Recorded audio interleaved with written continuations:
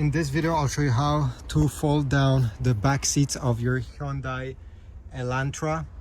I'll put the ears that this is compatible with on the screen right now. So it's very easy. This is the sedan version, and what you need to do, most cars have a small latch right over here, but this car is a bit different. The latch is right in the middle.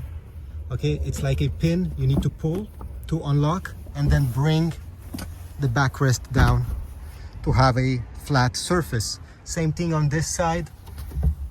You see there is this pin that you need to pull up to unlock the backrest and then bring it back. This way you can load really large things in this quite small car.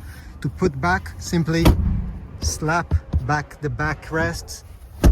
Make sure they do not move, because in a case of an accident you don't want them to fold down, so make sure they are locked in place. And this is about it. If you like my video, please like, subscribe, and I'll see you in the next one. Thanks for watching.